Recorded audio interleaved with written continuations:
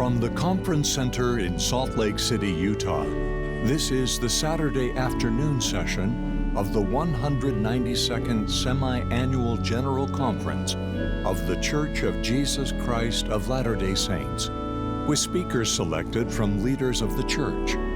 Music for this session is provided by a missionary choir. This broadcast is furnished as a public service by Bonneville Distribution.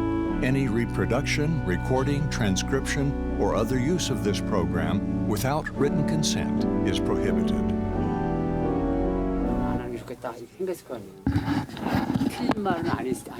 First Presidency of the Church will conduct this session.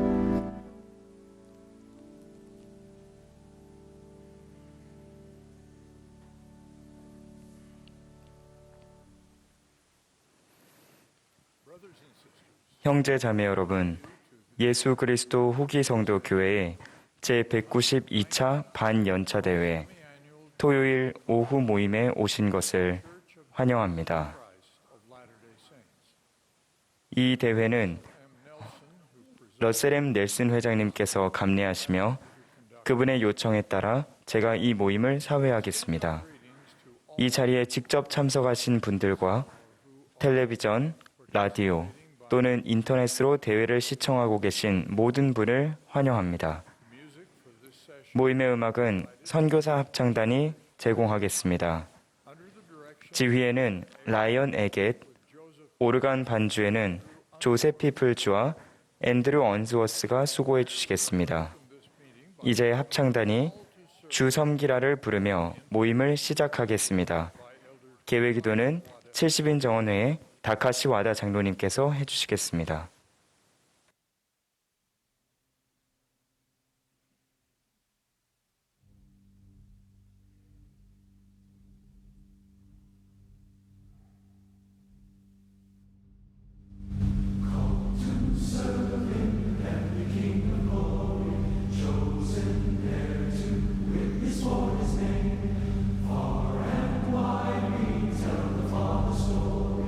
Far and wide his love proclaim.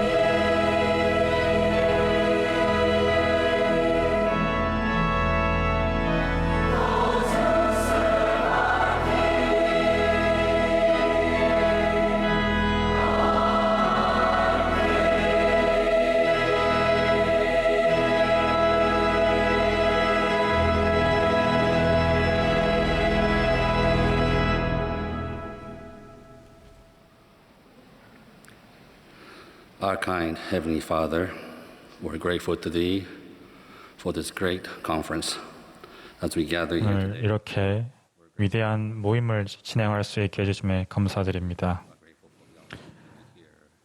또한 저희는 선지자들의 말씀을 함께 모여서 들을 수 있는 기회에 감사드리고 또 오늘 그분들을 통해서 당신의 뜻을 알게 할 수 있도록 도와주시옵소서. 또한 그렇게 함으로써 조금 더 당신의 아들 예수 그리스도와 같이 될 수 있도록 도와주시옵소서. 또한 그분의 방법을 배울 수 있도록 도와주시옵고 또한 어떻게 하면 더 잘 봉사할 수 있을지 알려주시옵소서. 오늘 말씀해 주시는 모든 연사들을 축복하여 주시옵고 저희가 더 노력해야 하는 부분을 알 수 있도록 도와주시옵소서. 예수 그리스도의 이름으로 기도드립니다. 아멘.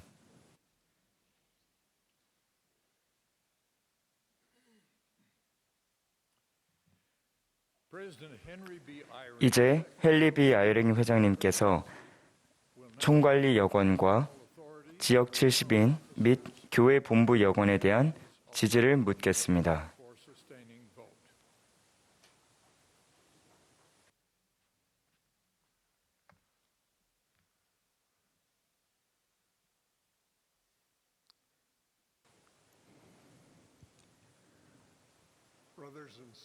형제 자매 여러분, 이제 교회의 총관리 여건과 지역 70인 본부 여건에 대한 지지를 묻겠습니다. 여러분이 어디에 계시든 평상시와 같은 방법으로 여러분의 지지를 표해 주시기 바랍니다. 반대 의사를 표시하신 분이 계시다면 소속 스테이크 회장에게 연락하시기 바랍니다. 러셀 메리언 넬슨을 선지자, 선견자, 계시자, 그리고 예수 그리스도 후기 성도 교회의 회장으로 델린 해리스 옥스를 제1회장단의 제1보좌로 헨리 베니언 아이러잉을 제2보좌로 지지할 것을 제의합니다. 찬성하시는 분은 그 뜻을 표시해 주시기 바랍니다. 반대하시는 분이 계시면 표시해 주시기 바랍니다. 데일린 H. 옥스를 12사도 정원의 회장으로 M. 로세 벨라드를 12사도 정원의 회장 대리로 지지할 것을 제의합니다. 찬성하시는 분은 표시해 주십시오. 반대하시는 분은 그 뜻을 표시해 주십시오. 12사도 정원의 회원으로 M. 러셀 벨라드, 제프리 R. 홀런드, 디터 F. 우드더루프, 데이비드 A. 베드나, 퀸튼 L. 쿡, D. 토드 크리스토퍼슨, 닐 L. 앤더슨, 로널드 A. 레스반드, 게리 E. 스티븐슨, 데일 G. 랜런드, 게릿 W. 공, 그리고 울리세스 소라스 장로를 지지할 것을 제의합니다. 찬성하시는 분은 뜻 표시해 주시고 반대하시는 분도 표시해 주시기 바랍니다. 제1회장단 보좌들과 12사도 정원회를 선지자, 선견자, 계시자로 지지할 것을 제의합니다. 찬성하시는 분은 표시해 주십시오. 반대하시는 분도 표시해 주십시오. 다음에 호명하는 장로님들을 70인 총관리학원에서 해임하고 명예직에 임명했습니다. 웨더포드 T. 클레이튼, 리그랜드 R. 커티스 2세, 랜디 D. 펑크, 크리스토퍼 골든, 월터 F. 곤잘레스, 레리 S. 캐처, 린 G. 로빈스, 조셉 W. 시타티. 이분들과 그들의 아내와 가족분들의 헌신적인 봉사에 감사를 표하고자 하시는 분들은 손을 들어 그 뜻을 표시해 주십시오.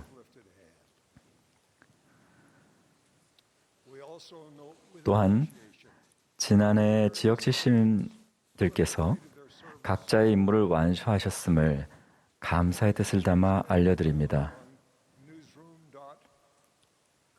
그분들의 이름은 뉴스룸 웹사이트에서 찾아보실 수 있습니다. 훌륭하게 봉사해 주신 이 형제님들에게 감사를 표하고자 하시는 분은 그 뜻을 표시해 주시기 바랍니다. 그 밖에 현재 구성된 총관리여건과 며칠 전 뉴스룸 웹사이트를 통해 발표된 6분의 새로운 지역 70인을 비롯한 모든 지역 70인 그리고 본부 여건을 지지할 것을 제의합니다. 지지하시는 분은 손을 들어 뜻을 표시해 주시기 바랍니다. 반대하시는 분이 계시면 표시해 주십시오. 현재자 여러분, 교회 지도자들을 위해 계속해서 기도하고 신앙을 보여주셔서 감사합니다.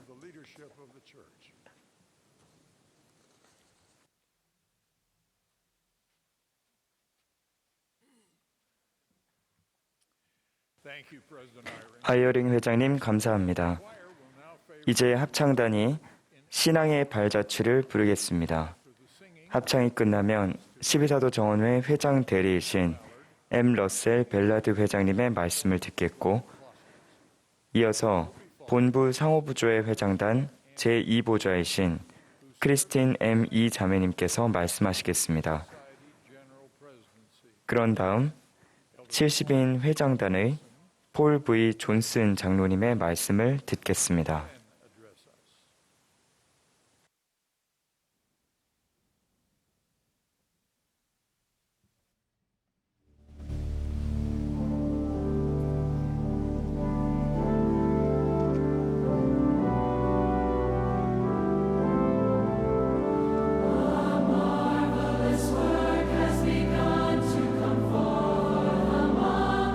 Children of men, oh ye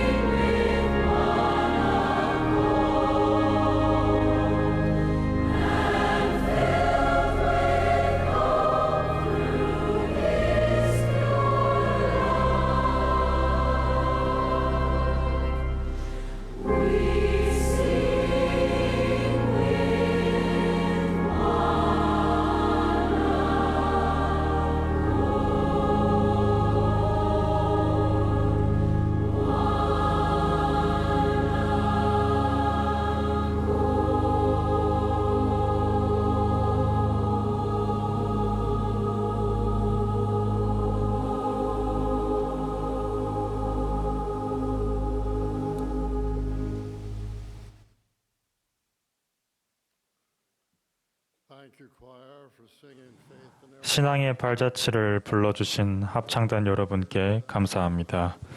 이 노래의 곡과 가사는 1996년에 솔트레이크 밸리에 도착한 것을 기념하는 150주년 행사를 위해 뉴엘 데일리 형제님이 작곡해 주셨습니다. 이 노래의 곡과 가사는 1847년 초기 개척자들이 솔트레이크 밸리에 도착한 것을 기념했습니다. 이 노래는 그 기념 행사를 위해 작성되었지만 그 메시지는 온 세상 사람들에게 적용됩니다. 저는 다음 후렴구를 좋아합니다. 신앙의 발자취로 우린 주 따르네. 소망과 주 사랑으로 함께 노래하네. 형제자매 여러분, 저는 우리가 신앙의 발걸음으로 예수 그리스도를 따를 때 희망이 있음을 간증드립니다. 주 예수 그리스도 안에 희망이 있습니다. 이 생을 살고 있는 모든 사람에게는 희망이 있습니다. 우리의 실수와 슬픔, 분투, 시련, 고난을 극복할 희망이 있습니다. 회개하고 용서받으며 타인을 용서하는 것에는 희망이 있습니다. 저는 그리스도 안에 희망과 화평이 있음을 간증드립니다. 그분은 오늘날 우리가 어려운 시기를 헤쳐나가도록 도우실 수 있습니다. 그분은 초기 개척자들을 위해 그렇게 하셨고 지금도 우리 각자를 위해 그렇게 하실 것입니다. 올해는 초기 개척자들이 솔트레이크 밸리에 도착한 지 175주년이 되는 해이므로 저는 나부에서 솔트레이크 밸리까지 걸어갔던 제 조상들에 대해 생각해 보았습니다. 그 평원을 걸었던 제 증조 부모님들은 당시에 젊고 어렸습니다. 헨리 벨라드는 20살이었고 마거릿 맥닐은 13살이었습니다. 후에 교회의 제6대 회장이 된 조셉 F. 스미스는 9살 때 솔트레이크 밸리에 도착했습니다. 그 길에서 그들은 추운 겨울을 맞이했고 질병에 걸렸으며 의복과 식량뿐 아니라 모든 것이 부족했습니다. 예화를 들자면 헨리 벨라드가 솔트레이크 밸리에 도착했을 때 그는 약속의 땅을 볼 수 있어 기뻤지만 그가 입은 옷이 너무 해져서 몸을 충분히 가리지 못해 누가 그를 볼까 두려웠습니다. 그는 날이 어두워질 때까지 하루 내내 덤불 뒤에 숨어 있었습니다.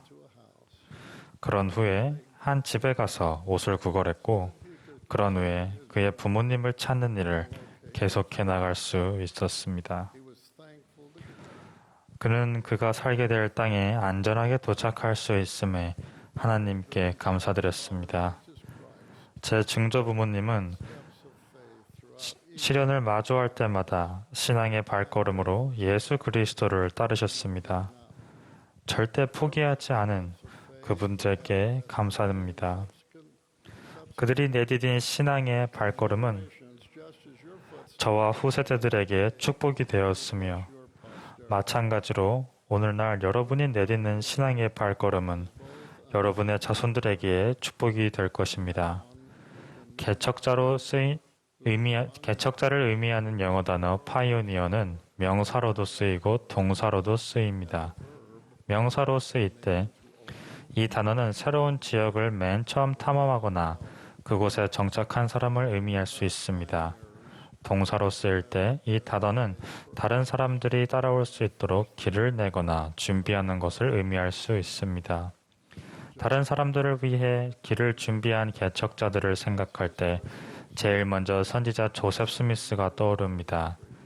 조셉은 신앙의 발걸음으로 나무 숲에 들어가 그곳에서 무릎을 꿇고 기도했고 우리가 예수 그리스도의 충만한 복음을 가질 수 있는 길을 열었기 때문에 개척자였습니다.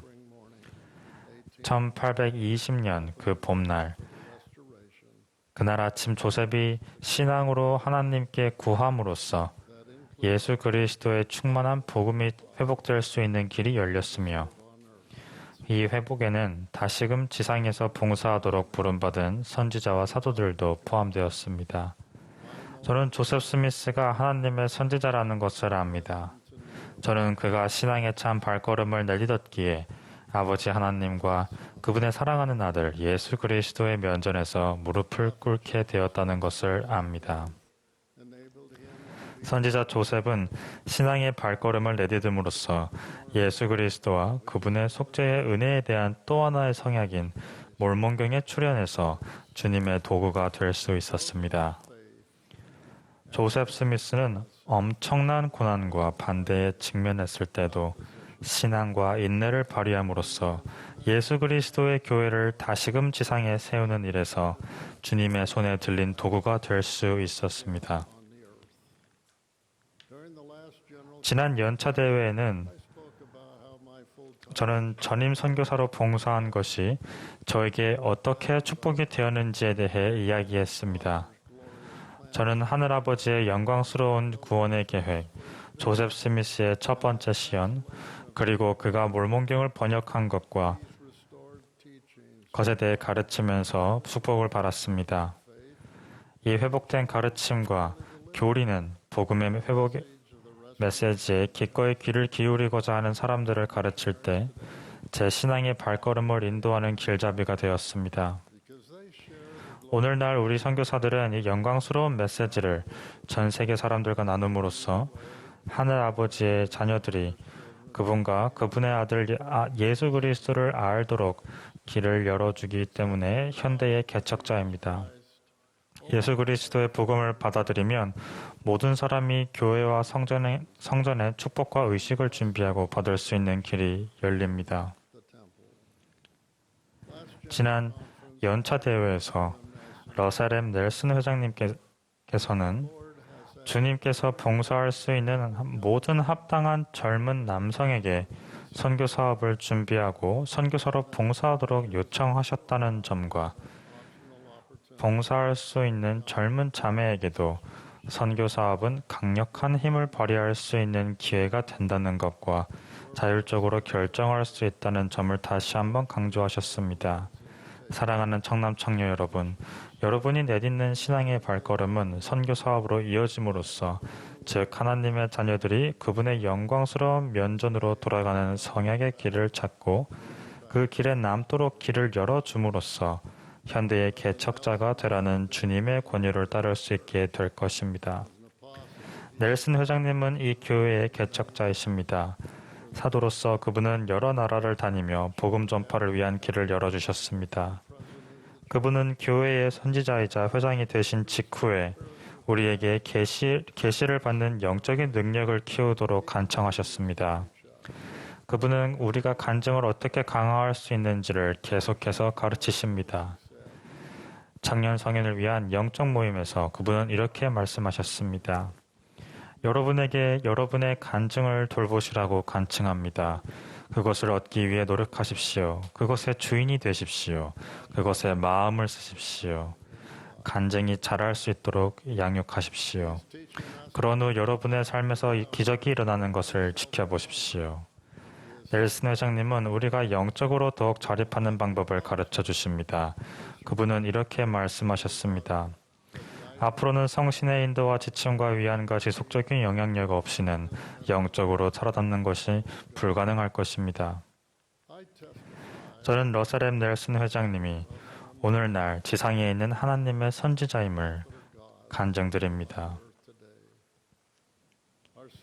우리 구주 예수 그리스도께서는 길을 예비하시는 궁극적인 개척자이십니다. 참으로 그분은 우리가 회개하고 당신을 믿는 신앙을 통해 하늘아버지께 돌아갈 수 있도록 구원의 계획이 성취될 수 있게 하는 길이십니다. 예수님은 이렇게 말씀하셨습니다. 내가 곧 길이요, 진리요, 생명이니 나로 말미암지 않고는 아버지께로 올 자가 없느니라. 그분은 우리가 위안을 받지 못한 채로 내버려 두지 않으시겠다고 약속하셨습니다.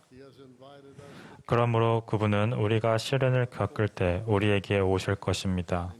그분은 우리에게 마음의 뜻을 다하여 당신께로 오면 우리를 낫게 하시겠다고 말씀하셨습니다. 저는 예수 그리스도께서 우리의 구주여 구속주이시며 아버지 앞에서 우리의 변호자가 되심을 간증드립니다. 하늘아버지께서는 우리가 당신의 사랑하는 아들 예수 그리스도를 따라 언제나 신앙의 발걸음을 내디딤으로써 당신께 돌아갈 수 있도록 길을 열어주셨습니다. 제 증조 부모님과 다른 초기 개척자들은 마차나 손수레로 또는 걸어서 솔트레이크 밸리로 오면서 많은 장애물에 직면했습니다. 우리 또한 우리 개인의 삶의 여정에서 여러 어려움에 직면하게 될 것입니다. 물론 우리는 손수레를 밀거나 포장마차를 몰아 가파른 산을 오르고 엄청난 눈더미를 헤쳐나가지는 않습니다. 그러나 우리는 그들이 했던 것처럼 우리 시대의 유혹과 어려움을 영적으로 극복하려고 노력합니다. 우리에게는 걸어야 할 길이 있고 올라가야 할 언덕이 있으며 때로는 산도 있습니다. 오늘날의 시련은 초기 개척자들의 시련과는 다르지만 그에 못지않게 우리에게 도전적입니다. 선지자를 따르고 초기 개척자들이 그랬던 것처럼 충실함이라는 성약의 길에 우리 발을 굳건히 딛는 것이 중요합니다. 언제나 신앙의 발걸음으로 예수 그리스도를 따릅시다. 우리는 주님을 섬기고 서로에게 봉사해야 합니다. 우리는 성약을 지키고 따름으로써 영적으로 자신을 강화해야 합니다. 우리는 계명을 지켜야 한다는 절박감을 잃어서는 안 됩니다. 사탄은 하나님과 주 예수 그리스도에 대한 우리의 헌신과 사랑을 약화시키려고 합니다. 누군가가 길을 잃더라도 우리는 결코 구주께 잃어버린 바 되지는 않을 것임을 기억하십시오. 회개의 축복으로 우리는 그분께 향할 수 있습니다. 우리가 성행의 길에 머물고자 애쓸 때 그분은 우리가 배우고 성장하고 변화하도록 도우실 것입니다. 우리가 성약의 길에 우리 발을 굳건히 딛고 늘 예수 그리스도의 발자취를 따르며 언제나 신앙의 발걸음으로 그분께 집중하기를 기원합니다.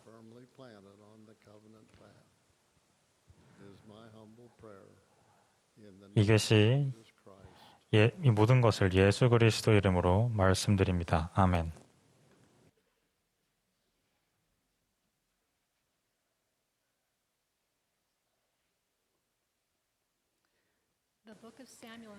사무엘상에는 장차 이스라엘의 왕이 될 다윗과 아비가일이라는 여성에 관한 잘 알려지지 않은 이야기가 나옵니다. 사무엘이 죽은 후 다윗과 그의 무리는 다윗의 목숨을 빼앗으려 했던 사울 왕을 피해 떠났습니다. 그들은 나발이라는 부유한 사람의 양떼와 하인들을 지켜주었는데 나발은 비열한 사람이었습니다. 다윗은 소년 10명을 보내 나발에게 무난하고 필요한 식량과 물품을 요청했습니다. 나발은 다윗의 요청에 모욕적으로 응대하고 그들을 빈손으로 돌려보냈습니다. 기분이 상한 다윗은 그가 악으로 나의 선을 갚는도다라고 하며 자신의 사람들을 준비시켜 나발과 그의 가족을 치러 올라갔습니다. 한 하인이 나발의 아내 아비가일에게 남편이 다윗의 사람들의 냉대한 일을 알렸습니다.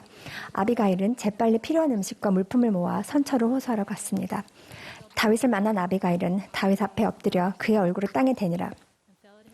그가 다윗의 발에 엎드려 이르되 내 주여 원하건대 이 죄악을 나 곧 내게로 돌리시고 내 주의 손으로 피를 흘려 친히 보복하시는 일을 여호와께서 막으셨으니 여종이 내 주께 가져온 이 예물을 이 소년들에게 주게 하시고 주의 여종의 허물을 용서하여 주옵소서.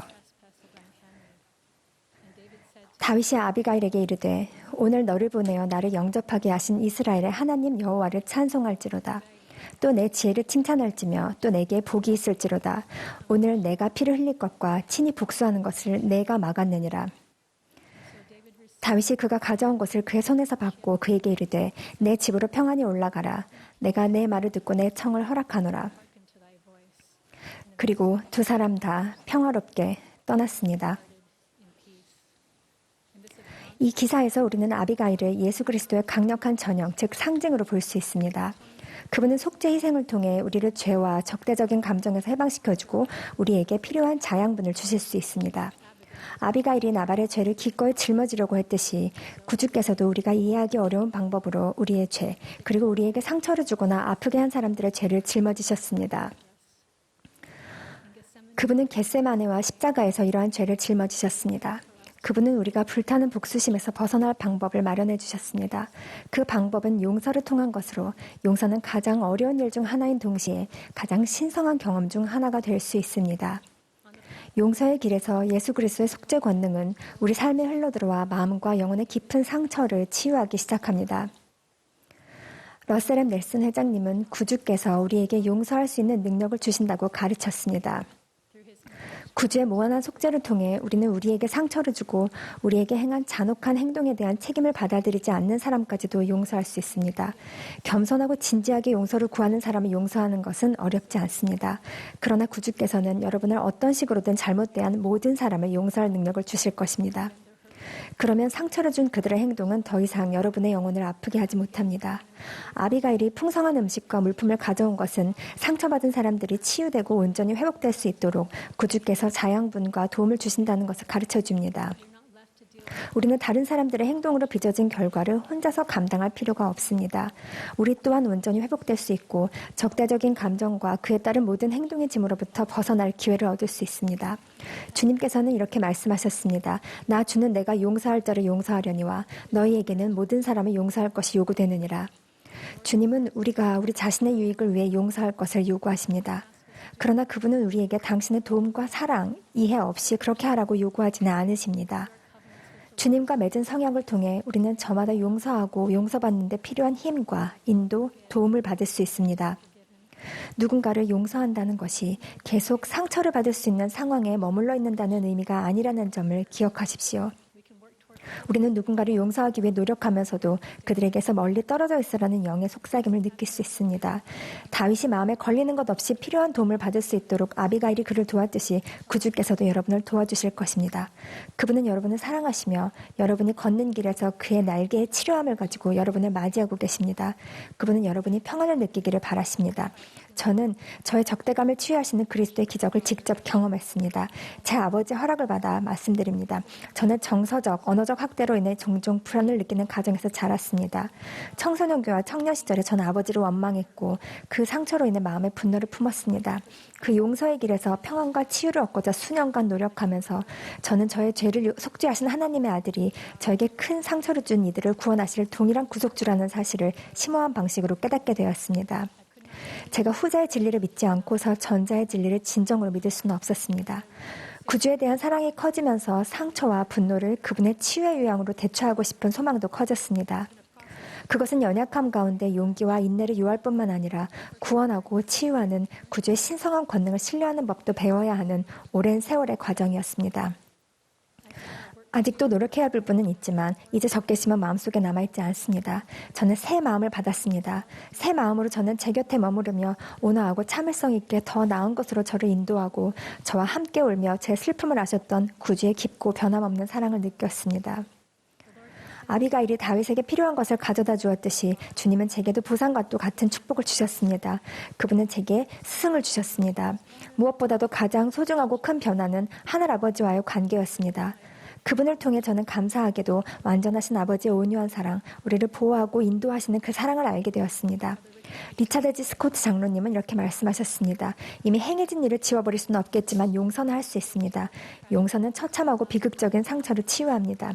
왜냐하면 이로 인해 하나님의 사랑이 여러분의 마음에서 미움이라는 독성분을 없애기 때문입니다.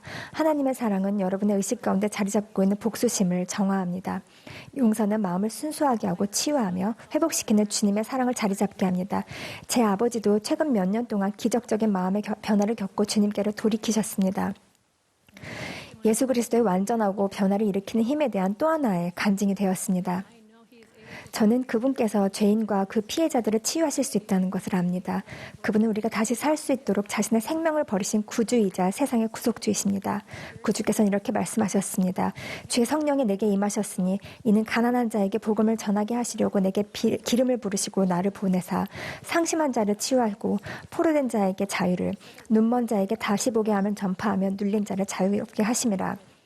마음이 상하고 포로가 되고 상처를 입고 상처나 죄로 눈먼 모든 사람을 그분은 치료하고 회복하며 구조하십니다. 저는 그분이 주시는 치유와 회복이 실제적임을 간증합니다. 그 치유의 시기는 개개인마다 다르며 우리는 다른 사람의 시기를 판단할 수 없습니다. 치유되는데 필요한 시간을 드리고 그 과정에서 자신에게 친절하게 대하는 것이 중요합니다. 구주께서는 언제나 자비로우시고 세심한 주의를 기울이시며 우리에게 필요한 도움을 줄 준비를 항상 하고 계십니다. 용서와 치유의 길에는 가정이나 다른 곳에서 유해한 방식이나 관계를 지속하지 않을 선택권이 있습니다. 우리가 영향을 미칠 수 있는 모든 사람에게 우리는 잔인함 대신 친절을, 증오 대신 사랑을, 거친 언행 대신 온화함을, 곤경 대신 안전을, 다툼 대신 평화를 베풀 수 있습니다. 여러분이 받지 못한 것을 주는 것은 예수 그리스도를 믿는 신앙을 통해 얻을 수 있는 신성한 치유의 과정에서 강력한 힘을 발휘합니다. 이사야가 말했듯이 삶의 죄를 대신하여 화관을 주는 방식으로 삶을 사는 것은 모든 사람을 돕기 위해 온갖 고통을 겪으신 구주의 숭고한 모범을 따르는 신앙의 행위입니다. 애굽의 요셉은 슬픔의 제 가운데 살았습니다. 그는 형들에게 미움을 받고 배신당하고 노예로 팔렸으며 부당하게 투옥되고 도움을 주겠다고 약속한 사람에게서 잊혔습니다. 하지만 그는 주님을 신뢰했습니다. 여호와께서 요셉과 함께 하시며 그의 시련이 그에게 축복이 되고 성장을 이루며 그의 가족과 온 애굽이 구원을 얻도록 성별하셨습니다. 요셉이 애굽의 위대한 지도자가 되어 형들을 만났을 때 그 훌륭한 용서와 훌륭한 관점은 다음과 같은 그의 말에서 드러났습니다. 당신이 나를 이곳에 팔았다고 해서 근심하지 마소서, 한탄하지 마소서.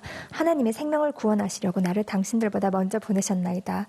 그런즉 나를 이리로 보낸 이는 당신들이 아니요 하나님이시라. 구주를 통해 조셉의 삶은 화관을 주어 그 죄를 대신하게 주었습니다. 브리검령 대학교 총장인 케빈 제이 워든이 이렇게 말했습니다.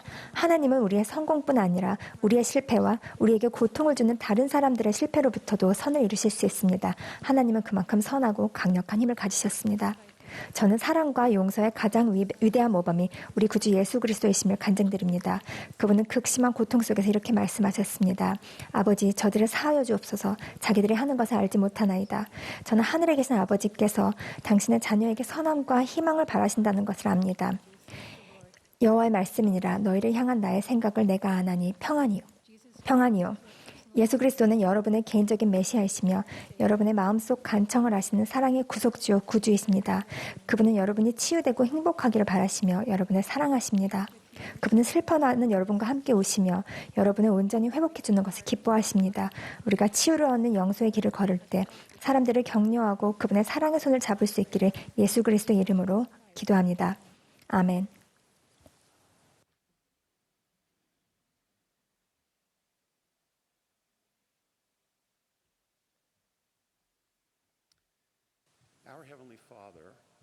하나님 아버지와 구주 예수 그리스도께서는 우리를 구원하고 변화시킬 권능을 가지고 계십니다.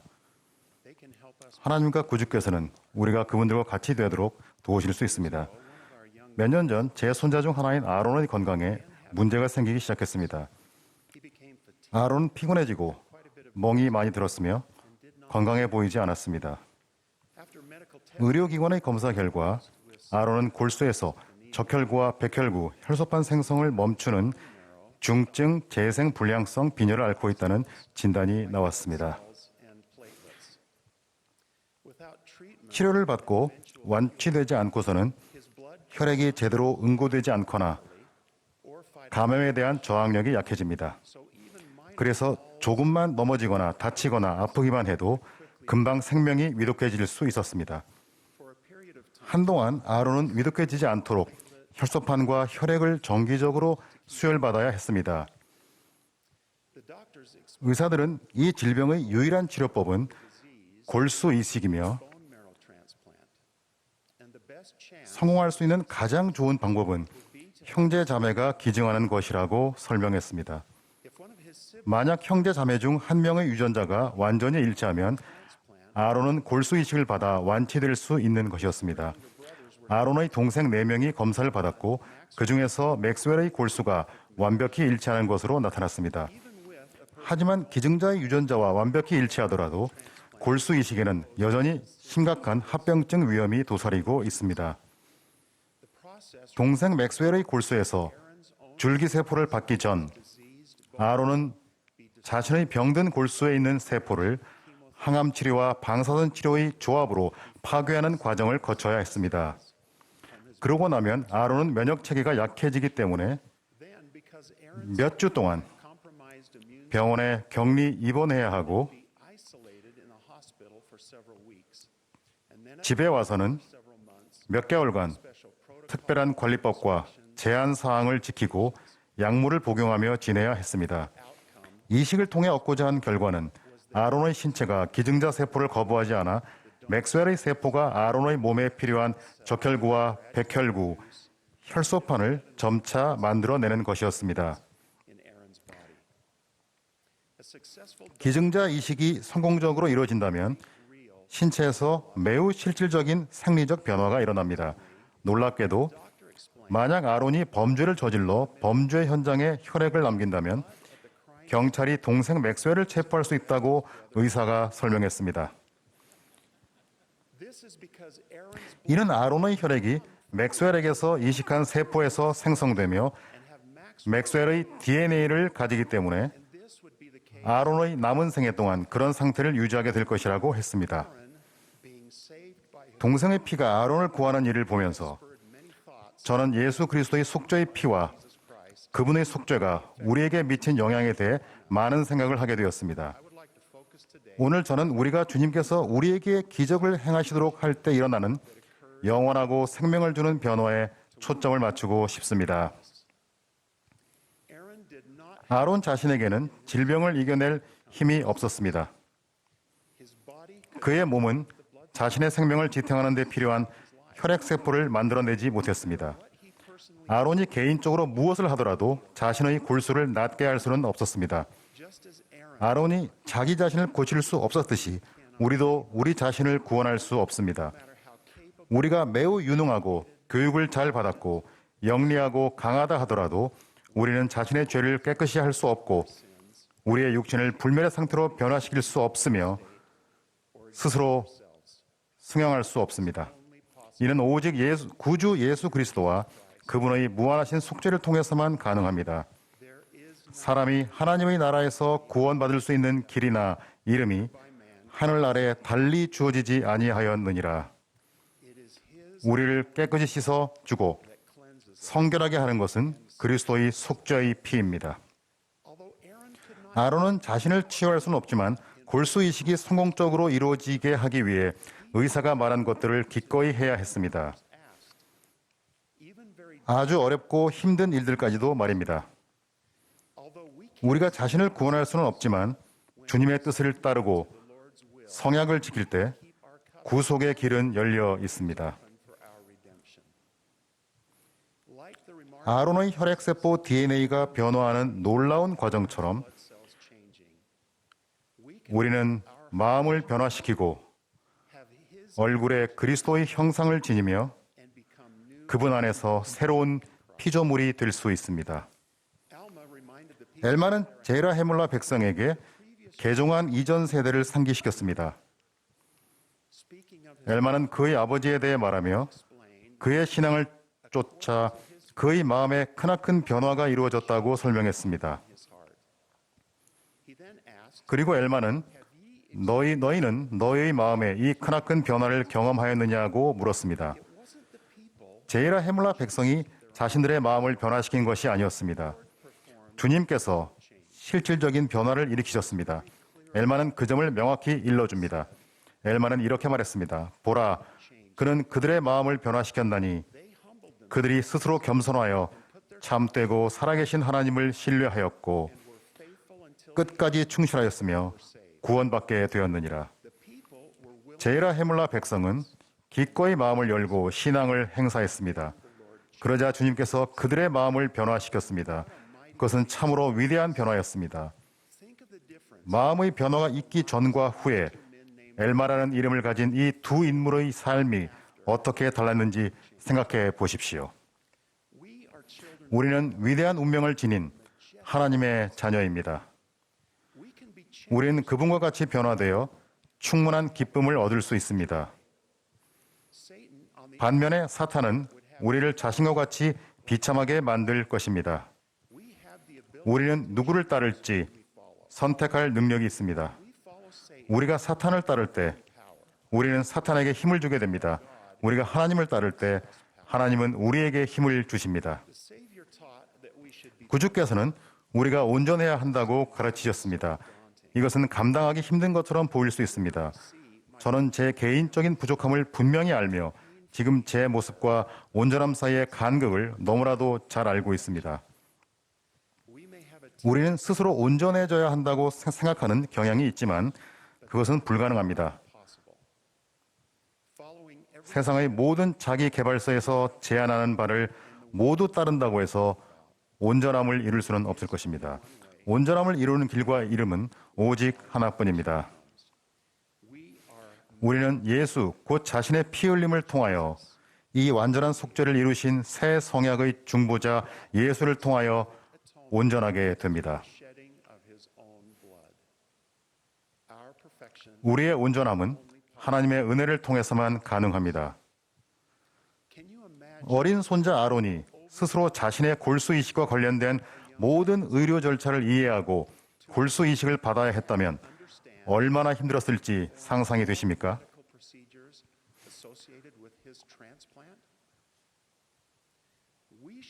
우리는 자신의 온전함을 이루는 기적적인 과정에서 오직 구주께서만 하실 수 있는 일을 자신이 해야 한다고 생각해서는 안 됩니다. 모로나이는 기록을 마치며 이렇게 가르쳤습니다. 참으로 그리스도에게로 나와 그의 안에서 온전하게 되고 너희가 만일 모든 경건하지 아니한 것을 거부하고 너희 능력과 생각과 힘을 다하여 하나님을 사랑할 것 같으면 그러면 그의 은혜가 너희에게 족하니 그의 은혜로 너희가 그리스도 안에서 온전하게 될지라. 참으로 큰 위안을 주는 강력한 진리입니다. 그분의 은혜는 저에게 족합니다. 그분의 은혜는 여러분께 족합니다. 그분의 은혜는 수고하고 무거운 짐진 자 모두에게 족합니다. 아론이 받은 것과 같은 의학적 치료는 늘 결과의 불확실성이 어느 정도 존재합니다.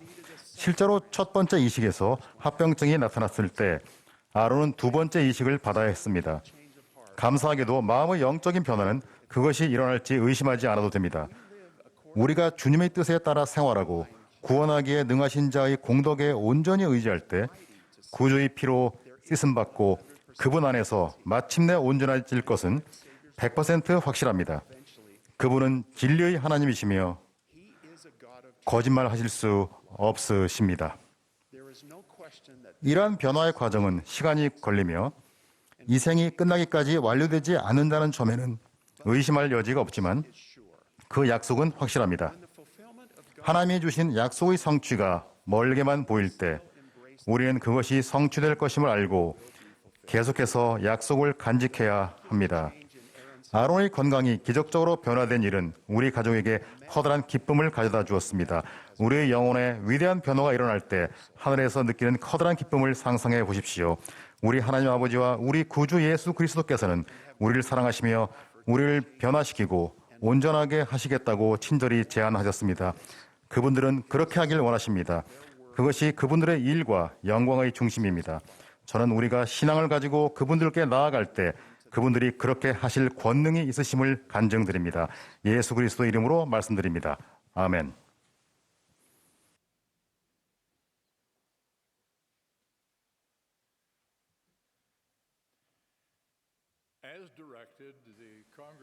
지휘에 따라 합창단과 회중이 함께 하나님께 영광을 부르겠습니다.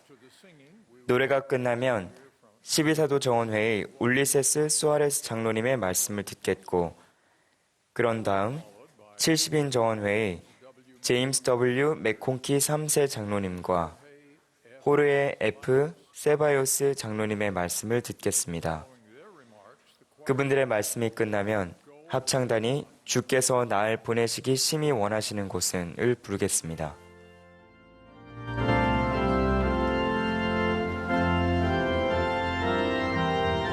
This is the Saturday afternoon session of the 192nd Semi-Annual General Conference of The Church of Jesus Christ of Latter-day Saints.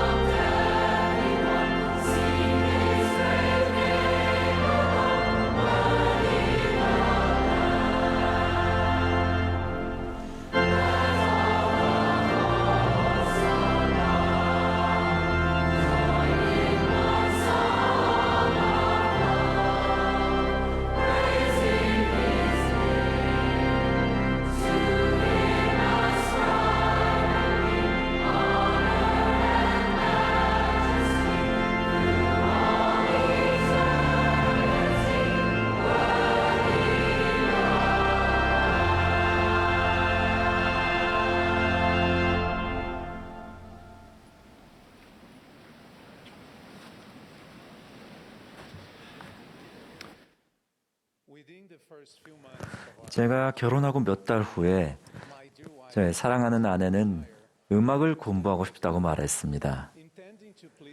그녀를 기쁘게 하고 싶은 마음에 저는 사랑하는 아내를 위해 진심을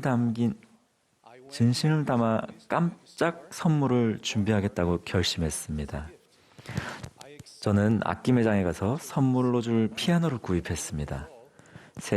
세심하면서도 사랑이 넘치는 남편을 향한 고마움으로 어쩔 줄 모르며 행복해할 아내의 반응을 기대하며 저는 들뜬 마음으로 구매 영수증을 상자에 넣고 예쁜 리본으로 묶어 그녀에게 주었습니다. 그녀가 작은 상자를 열고 안에 든 내용물을 본 후 사랑스러운 눈빛으로 저를 쳐다보며 말했습니다. 여보, 당신은 정말 좋은 남편이에요. 그런데 질문 하나만 할게요. 이건 선물인가요? 아니면 빚인가요? 우리는 깜짝 선물에 관해 함께 상의한 후 구매를 취소하기로 결정했습니다. 당시 저희는 여느 젊은 신혼부부처럼 학생 신분의 수입과 예산에 맞춰 살고 있었습니다.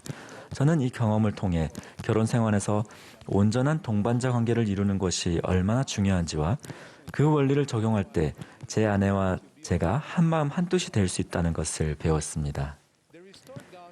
예수 그리스도의 회복된 복음은 이 세상과 영혼에서 남자와 여자 간의 온전한 협력의 원리를 선포합니다. 비록 각자가 특정한 자질과 신성하게 제정된 책임을 지니고 있지만 남자와 여자는 하나님의 자녀를 위한 그분의 행복의 계획에서 동등하게 의미 있고 필수적인 역할을 행합니다. 주님께서 사람이 혼자 사는 것이 좋지 아니하니 그런즉 그분께서 그를 위하여 돕는 배필을 지으리라 라고 선포하셨음은 태초부터 분명한 사실이었습니다. 주님의 계획에서 배필이란 아담과 완전한 협력자 관계로 어깨를 나란히 하며 걸을 동반자를 뜻했습니다. 사실 이분은 아담의 인생에 주어진 하늘의 축복이었습니다. 그녀는 자신의 신성한 성품과 영적인 자질을 통해 아담이 자신과 온전한 동반자 관계로 일하며 온 인류를 위한 하나님의 행복의 계획을 성취할 수 있도록 그에게 영감을 주었습니다. 이제 남성과 여성 사이의 동반자 관계를 강화할 수 있는 두 가지 근본적 원리를 살펴봅시다. 첫 번째 원리는 우리는 모두 다 하나님 앞에 동등하다는 것입니다. 복음 교리에 따르면 남성과 여성의 차이점은 하나님께서 그분의 아들과 딸들에게 하신 영원한 약속보다 더 우선시되진 않습니다. 영혼의 관점에서 한쪽이 다른 쪽보다 해의 영광을 받을 가능성이 더 높을 일은 결코 없습니다. 구주께서는 하나님의 자녀인 우리 모두가 당신께 와서 그분의 선함을 취하도록 친히 초대하시며 그분에게 오는 누구도 거절하지 않으십니다. 그러므로 이 맥락에서 우리는 모두 그분 앞에 동등합니다. 배우자들이 이 원리를 이해하고 적용한다면 자신을 스스로 가족의 회장 또는 부회장으로 여기는 일은 없을 것입니다. 결혼 관계에서 우월함이나 열등함은 없습니다. 누구도 앞장서서 걷거나 뒤따라 걷지 않습니다. 그들은 하나님의 신성한 자녀로서 동등한 위치에서 나란히 걷습니다. 그들은 생각과 소망 그리고 목적에 있어서 우리 하나님 아버지와 예수 그리스도와 하나가 되어 가족을 함께 이끌고 인도합니다. 동등한 동반자 관계를 지닌 부부에게 사랑은 소유물이 아닌 참여하는 것이며 우리 인간에게 주어진 사명인 공동 창조의 일부입니다. 진정한 참여를 통해 남편과 아내는 한 몸이 되어 시너지 효과를 만들며 그 힘은 영원한 다스림이 되어 강제당하지 아니하고 그들과 후손들의 영적인 삶에 영원 무궁토록 흘러가게 될 것입니다. 두 번째로 연관된 원리는 구주께서 산상수훈에서 남에게 대접받고자 하는 대로 너희도 남을 대접하라고 가르치신 황금률입니다. 이 원리는 서로와의 관계, 서로의 이익을 추구하는 것, 단합, 상호 의존 등을 나타내며 내 이웃을 내 자신과 같이 사랑하라는 두 번째로 큰 계명의 기초를 두고 있습니다. 이 원리는 오래 참음, 온화함, 온유함, 친절함과 같은 기독교인의 다른 자질과도 어우러집니다. 이 원리를 적용하는 법을 더 잘 이해하기 위해서는 우리의 첫 번째 부모였던 아담과 이브 사이에 하나님께서 형성해 주신 성스럽고 영원한 유대를 살펴볼 필요가 있습니다. 그들은 한 몸을 이루어 자기 자신을 잊어버리고 영혼을 향한 여정에서 서로의 행복을 구하는 가운데 존경심과 감사, 사랑을 지니고 함께 걷는 그런 종류의 단합을 창조했습니다. 우리는 오늘날의 단합된 결혼 생활에서 그런 똑같은 특징들을 추구합니다. 남성과 여성은 성전 인봉을 통해 새롭고도 영원한 성약 안에서 거룩한 결혼의 반차에 들어가게 됩니다. 이 신권의 반차를 통해 그들은 자신이 맺은 성약에 따라 살아가는 가운데 가족의 일을 지휘할 수 있는 영원한 축복과 신성한 권능을 받게 됩니다. 그 순간부터 그들은 주님과 완전한 동반자 관계를 맺고 독립적으로 앞으로 나아가게 되는데 특히 각자가 가족을 양육하고 감리하도록 신성하게 제정된 책임에 있어서 더욱 그렇습니다. 양육하고 감리하는 것은 서로 연관되고 공통되는 책임입니다. 그것은 어머니와 아버지가 동등한 동반자로서 서로를 도울 의무가 있으며 가정에서 균형 잡힌 지도력을 공유해야 한다는 것을 뜻합니다. 양육한다는 것은 가족 구성원들을 기르고 가르치고 지원하는 것을 뜻하며 사랑이 가득한 환경에서 그들이 복음의 진리를 배우고 하나님 아버지와 예수 그리스도를 믿는 신앙을 키우도록 도움으로써 성취됩니다. 감리한다는 것은 가족 구성원들이 하나님의 면전에 돌아가 살도록 이끌어주는 책임입니다. 그 책임은 온화함과 온유한 순수한 사랑으로 봉사하고 가르침으로써 성취됩니다. 거기에는 또한 정기적인 기도, 복음 공부를 비롯한 여러 예배의 측면에서 가족 구성원을 이끄는 것이 포함됩니다. 부모는 예수 그리스도의 모범을 따라 이러한 두 가지 큰 책임을 완수하기 위해 하나가 되어 일을 합니다.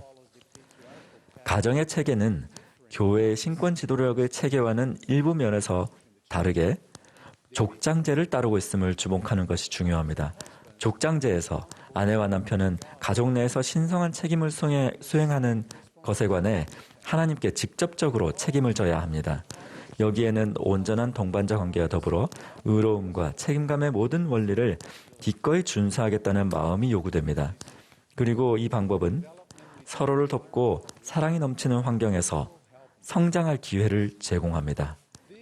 이러한 특별한 책임들은 상하관계를 의미하지 않으며 그 형태를 막론하고 어떠한 종류의 학대 혹은 권력 남용 등을 절대 배제합니다.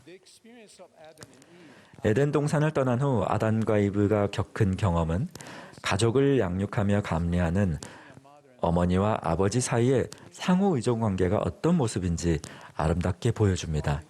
모세서에 나와 있듯이 그들은 가족의 육체적 복리에 필요한 것들을 얻기 위해 이마에 땀을 흘리며 함께 땅을 경작했습니다.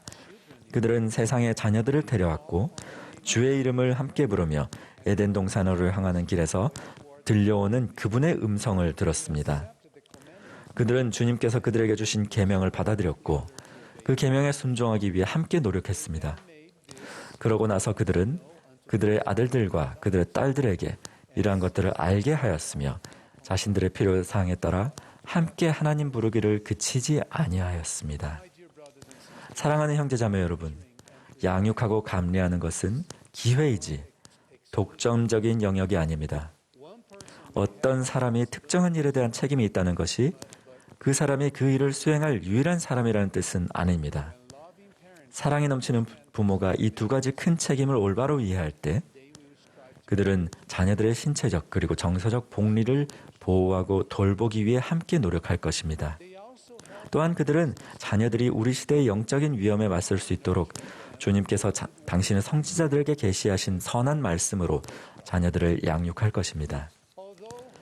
비록 남편과 아내가 자신들이 맡은 신성한 책임에 대해 서로를 지지하지만 장애나 죽음이나 다른 기타 다른 상황에 따라 이러한 원리를 개별적으로 조절할 필요가 있을 수도 있습니다. 때때로는 한 배우자나 다른 배우자가 일시적으로 또는 영구적으로 동시에 두 가지 책임을 맡아야 할 수도 있습니다.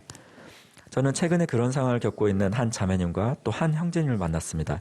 그 두 분은 각자 가정의 한 부모였는데 주님과 동반자 관계를 맺고 자녀들을 영적으로나 현세적으로 돌보는데 자기 삶을 헌신하겠다고 결심한 형제 자매들이었습니다. 그들은 각각 이혼했음에도 불구하고 자신들의 주님과 맺은 성전 성약과 그분의 영원한 약속을 잊지 않았습니다. 두 분 모두 자신의 시련을 견디고 성약의 길을 걷기 위해 계속해서 노력하며 모든 일에서 주님의 도움을 구했습니다. 그들은 주님께서 이 생에서뿐만 아니라 영혼에 걸쳐 그들의 필요사항을 돌보아 주실 것이라고 믿습니다. 그 형제님과 그 자매님은 인생의 어려운 상황을 겪으면서도 온화함과 온유함 그리고 순수한 사랑으로 자녀들을 가르침으로써 그들을 양육해왔습니다. 제가 아는 바로는 이 두 분의 한 부모는 자신의 불운에 대해 하나님을 원망하지 않습니다. 그 대신 그들은 소망의 완전한 밝은 빛과 그들을 위해 주님께서 마련해 놓으신 축복에 관한 확신을 지니고 앞을 바라봅니다. 형제자매 여러분, 저는 우리 여성과 남성이 함께 진정하고도 동등한 동반자로서 일할 때 우리 결혼 생활에서 우리가 맡은 신성한 책임을 다하면서 구주께서 가르치신 단합을 누릴 수 있음을 여러분께 간증드립니다. 저는 단합과 서로에 대한 사랑 가운데 마음이 함께 맺어질 때 영생을 향한 여정에서 더 많은 기쁨을 찾으며 서로를 위해 그리고 서로 함께 봉사하는 우리의 능력이 눈에 띄게 배가 될 것임을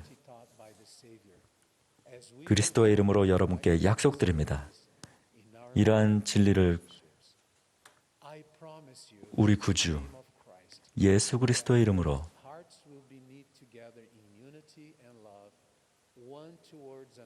우리 구주 예수 그리스도의 거룩한 이름으로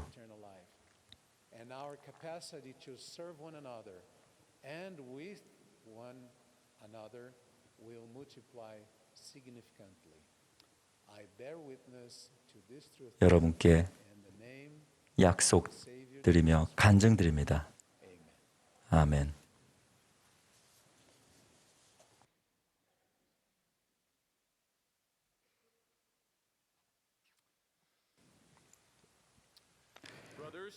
형제, 자매 그리고 친구 여러분, 2013년에 아내 로럴과 저는 체코슬로바키아 선교부에서 선교부 지도자로 봉사하는 부름을 받았습니다. 4명의 자녀도 저희와 함께했습니다. 뛰어난 선교사들과 저희 가족은 체코와 슬로바키아의 훌륭한 성도들에게서 축복을 받았습니다. 저희는 그분들을 사랑합니다. 선교 임주로 가면서 저희 가족은 조셉 B. 워슬린 장로님의 가르침을 품고 갔습니다. 워슬린 장로님은 큰 계명이라는 말씀에서 여러분은 주님을 사랑하십니까? 라는 질문을 하셨습니다. 그러고 나서 그분은 저희 중 네라고 대답할 사람에게 이런 간결하고도 심오한 조언을 주셨습니다. 주님과 함께 시간을 보내십시오. 그분의 말씀을 숙고하십시오. 그분의 멍에를 매십시오. 이해하고 순종하려 노력하십시오. 그 워슬린 장로님은 기꺼이 시간을 내어 예수 그리스도에 관해 공부하는 이들에게 변화를 가져올 축복을 약속하셨습니다. 저희는 워슬린 장로님의 조언과 약속을 마음에 새겼습니다. 저희와 선교사들은 신약의 마태복음, 마가복음, 누가복음, 요한복음, 그리고 몰몬경의 제3리파이를 공부하며 예수님과 더 많은 시간을 함께 보냈습니다. 선교사 모임을 끝낼 때마다 우리는 오복음서라고 부르던 부분에서 예수님에 관해 읽고 토론하고 깊이 생각하고 배우곤 했습니다. 경전에 나오는 예수님과 함께 시간을 보내면서 저와 아내 그리고 선교사들의 모든 것이 바뀌었습니다. 그분이 누구이신지, 그분께 무엇이 중요했는지에 대해 더 깊이 이해하게 되었습니다. 우리는 함께 그분께서 가르치신 내용과 방법, 사랑을 보이신 방법, 축복하고 봉사하기 위해 하신 일, 베푸신 기적, 배신에 대응하신 방법, 인간의 힘든 감정을 다루신 방법, 그분의 칭호와 이름들, 병청하신 방법, 갈등을 풀어내신 방법, 그분이 사셨던 세상, 그분의 비유, 단합과 친절을 권유하신 방법, 용서하고 치유하시는 그분의 능력, 그분의 설교와 기도, 속죄 희생, 부활 및 복음에 대해 깊이 생각했습니다.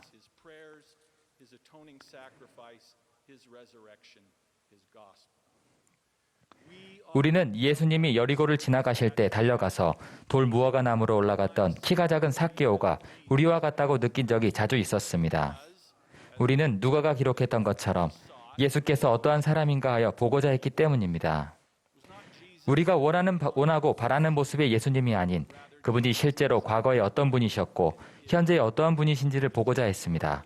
우리는 워슬린 장로님께서 약속하셨던 것처럼 예수 그리스도의 복음은 변화시키는 복음이며 그것은 지상에 사는 우리가 영원한 삶을 상속하기 알맞은 사람으로 변할 수 있도록 우리를 갈고 닦아준다는 것을 여실히 깨달았습니다.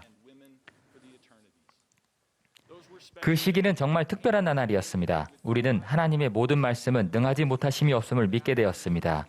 프라하, 브라티슬라바, 브루노에서 예수님의 권능과 그분의 실제하심을 경험했던 성스러운 오후는 계속하여 우리 삶 전체에 울려 퍼지고 있습니다. 우리는 마가복음 2장 1에서 12절을 자주 공부했습니다. 이 구절에 담긴 이야기는 흥미진진합니다.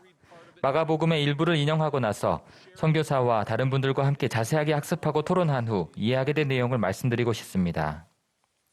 수일 후에 예수께서 다시 가버나움에 들어가시니 집에 계시다는 소문이 들린지라 많은 사람이 모여서 문 앞까지도 들어설 자리가 없게 되었는데 예수께서 그들에게 도를 말씀하시더니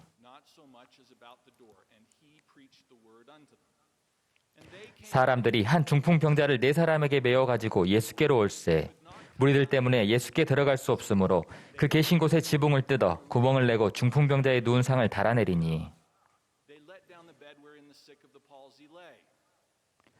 예수께서 그들의 믿음을 보시고 중풍병자에게 이르시되 작은 자야 내 죄 사함을 받았느니라 하시니라. 모인 군중과 이야기를 나누신 후 중풍병자를 보신 예수께서는 그를 육체적으로 치유하시고 이렇게 말씀하셨습니다. 내가 네게 이르노니 일어나 네 상을 가지고 집으로 가라 하시니 그가 일어나 곧 상을 가지고 모든 사람 앞에서 나가거늘 그들이 다 놀라 하나님께 영광을 돌리며 이르되 우리가 이런 일을 도무지 보지 못하였다 하더라. 이제 제가 이해한 이야기입니다. 성역 초기에 예수님은 갈릴리 바다 북쪽 해안에 있는 작은 어촌인 가버나움으로 가셨습니다. 그분은 그 즈음에 병자를 고치시고 악한 영을 쫓아내시는 등의 일련의 기적을 행하셨습니다.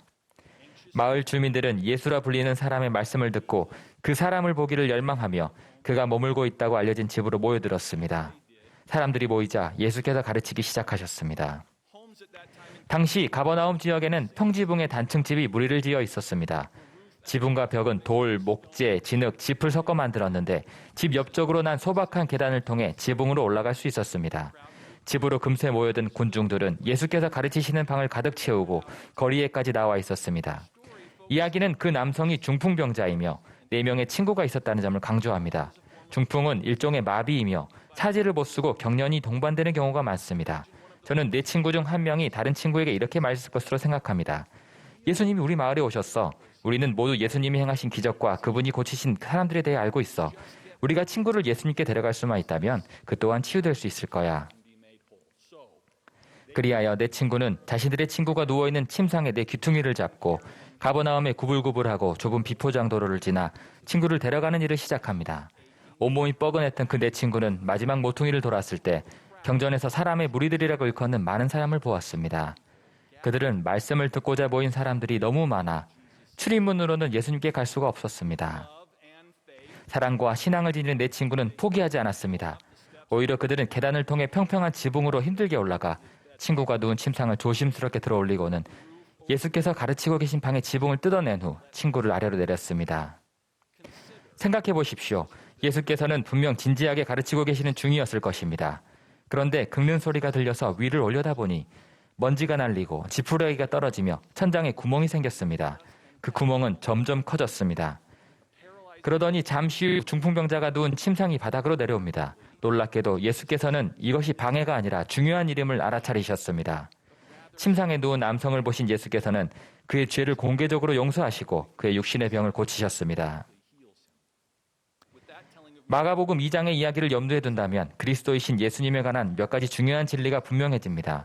첫째, 우리는 사랑하는 누군가가 그리스도께 나아가도록 그를 도우려 할 때 그분께서는 죄의 짐을 가볍게 하시고 용서하실 수 있다는 확신을 가지고 그렇게 할 수 있습니다. 둘째, 우리는 신체적, 정서적 혹은 다른 아픔을 그리스도께 가지고 갈 때 그분께 치유하고 위로할 수 있을 권능이 있음을 알고 그렇게 할 수 있습니다. 셋째, 4명의 친구처럼 우리가 그리스도에게 다른 사람을 데리고 가려 노력할 때 우리는 그분께서 우리의 진실된 의도를 보시고 그것을 적절히 존중하실 것이라는 확신을 가지고 그렇게 할 수 있습니다. 예수께서 가르치시던 중에 지붕에 구멍이 나면서 방해받았다는 점을 기억하십시오. 경전에는 구멍을 뚫고 방해했던 4친구를 꾸짖거나 무시하지 않으시고 예수께서 그들의 믿음을 보셨다라고 나옵니다. 그 기적을 증거한 이들은 놀라며 이런 권능을 사람에게 주신 하나님께 영광을 돌렸습니다. 형제자매 여러분, 말씀을 마치며 추가로 2가지를 말씀드리고 싶습니다.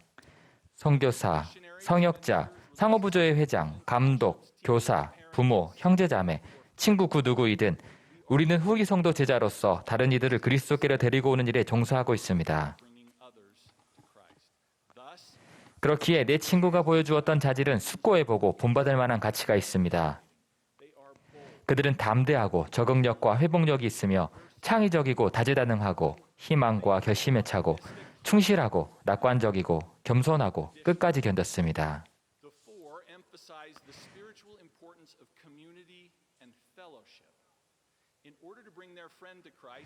그리고 내 친구는 지역사회 및 동료 영적 중요성을 강조했습니다.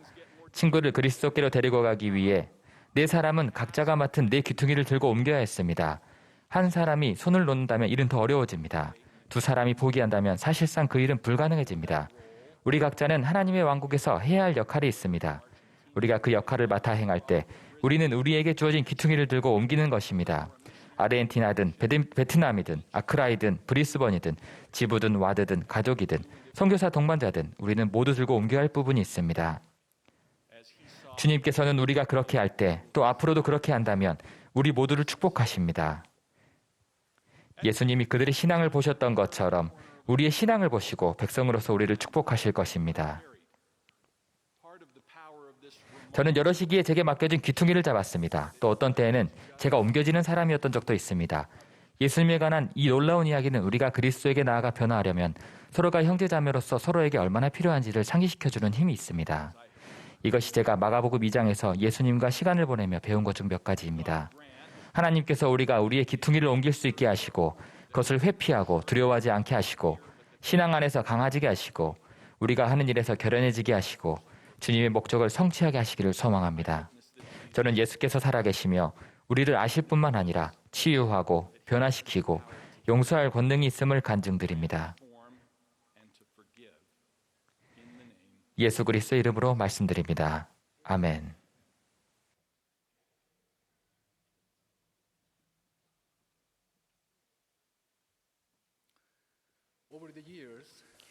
수년 동안 우리는 연차대회 이 아름다운 연단에서 훌륭한 권고와 영감과 지침과 계시를 받았습니다.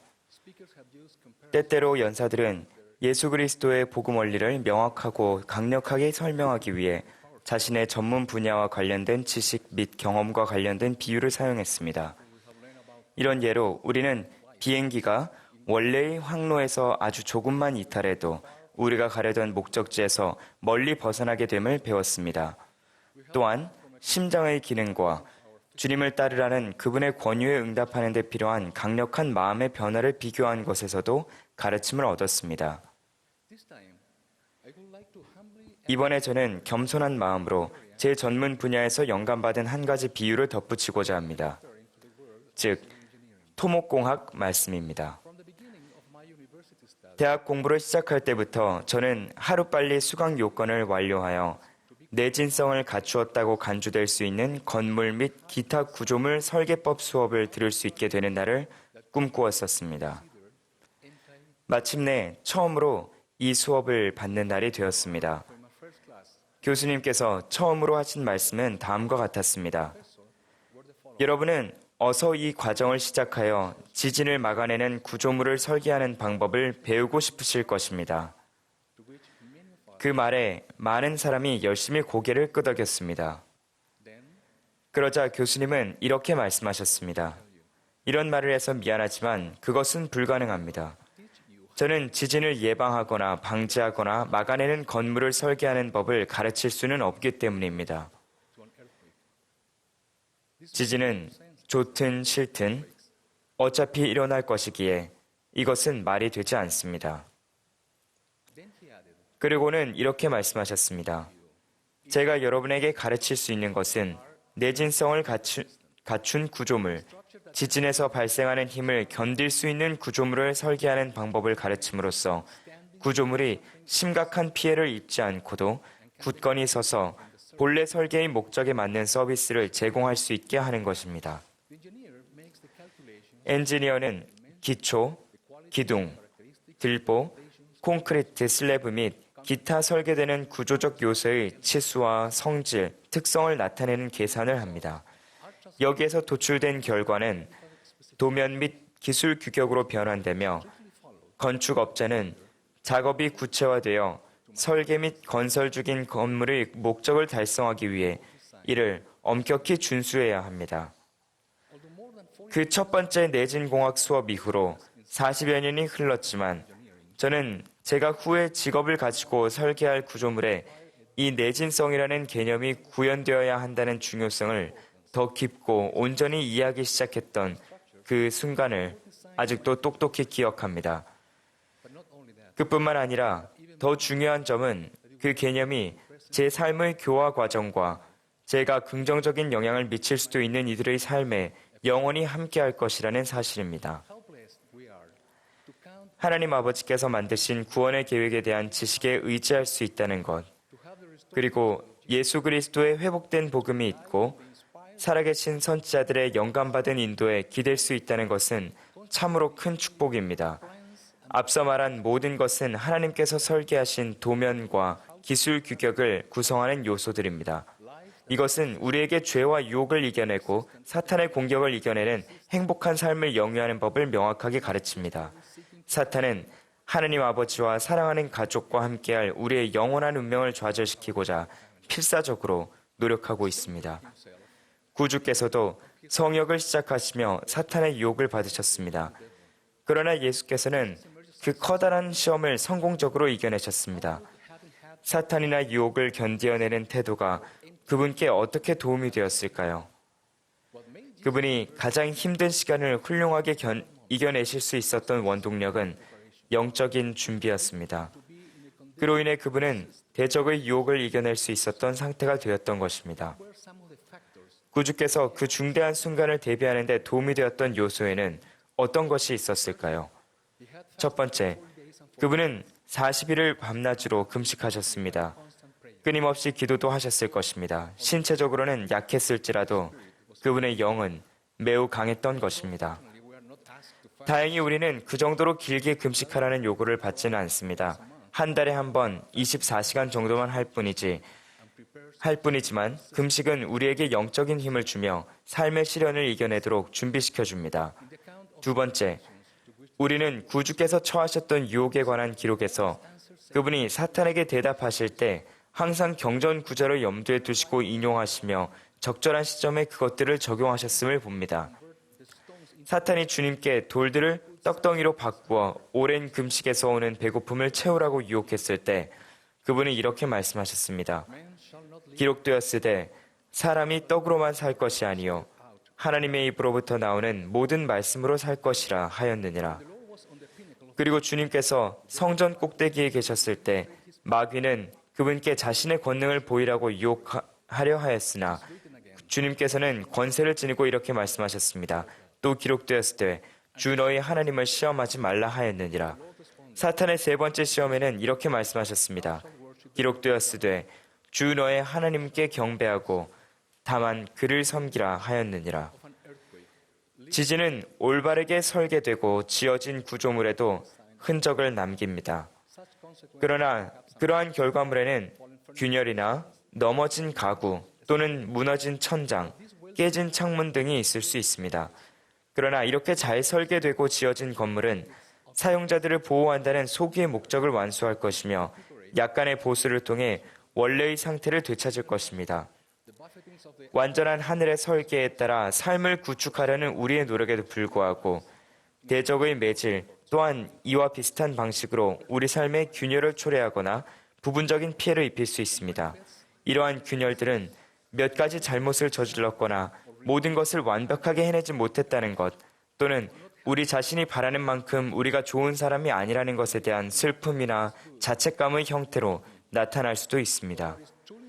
그러나 진정 의미 있는 것은 하나님께서 설계하신 도면과 규격인 예수 그리스도의 복음을 따랐기에 우리는 계속 서 있다는 사실입니다. 우리 삶의 구조가 대적의 노력이나 우리가 직면해야 했던 힘든 상황 때문에 무너지지는 않았습니다. 오히려 우리는 앞으로 나아갈 준비가 되었습니다. 경전에서 우리 존재의 목적으로 약속된 기쁨이 우리에게 어떤 어려움이나 슬픔도 없을 것이며 유혹이나 역경의 결과나 지상생활의 실제적인 시련으로 인한 어떤 균열도 없을 것임을 의미한다고 이해해서는 안 됩니다. 이 기쁨은 삶에 관한 니파이의 관점과 관련이 있습니다. 그는 이렇게 말했습니다. 살아오는 동안 많은 고난을 겪어왔으나 그럼에도 불구하고 나의 온 생애 동안 주의 은혜를 크게 입었나니 그는 온 생애라고 말했습니다. 니파이는 자신이 형들에게 이해받지 못하고 거절을 당했던 날에도 그들이 배에서 자기를 묶어놓았던 날에도 아버지인 리아이가 돌아가신 날에도 레이멘과 레뮤엘이 자기 백성을 죽이려고 하는 적이 되었을 때에도 주의 은혜를 입었다고 말하고 있습니다. 그 힘든 시절에도 니파이는 주의 은혜를 크게 입었다고 느꼈습니다. 주님께서는 우리가 물리칠 수 없는 유혹을 결코 받게 하지 않으실 것이라는 사실을 알 때 우리는 마음의 평화를 얻을 수 있습니다. 엘마는 우리에게 깨어 항상 기도하여 우리가 감당할 수 있는 이상으로 시험을 받지 않게 하고 그리하여 성령의 인도하심을 받아 겸손하고 온유하고 유순하고 인내하며 사랑이 충만하며 모든 것에 오래 참는 자가 되라고 권유합니다. 삶의 시련에도 이것을 적용할 수 있습니다.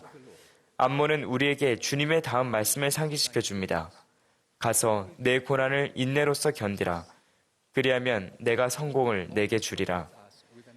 주님께서는 우리가 역경, 유혹, 불신, 연약함, 심지어 죽음을 마주할 때에도 항상 도피처를 제공하십니다. 그분은 이렇게 말씀하셨습니다. 그리고 이제 진실로 내가 너희에게 이르노니 내가 한 사람에게 말하는 것은 모두에게 말하는 것이라. 어린아이들아 기뻐하라. 이는 너희 가운데 있고 내가 너희 가운데 있고 너희를 버리지 아니하였음이니라. 그분은 결코 우리를 버리지 않으실 것입니다. 저는 우리가 아버지께서 지으시고 구주 예수 그리스도를 통해 완수하신 신성한 설계도의 도면과 규격에 따라 계속해서 우리 삶을 영위할 수 있기를 간구합니다. 그렇게 할 때 우리는 구주의 속죄를 통해 우리에게 도달하는 은혜에 힘입어 죄와 유혹을 이겨내는 삶을 성공적으로 구축하게 되고 삶의 슬프고 힘든 시기를 견딜 수 있도록 강화될 것입니다. 그뿐만 아니라 우리는 아버지와 구주의 사랑을 통해 약속된 모든 축복을 받을 상태가 될 것입니다. 예수 그리스도 이름으로 말씀드립니다. 아멘.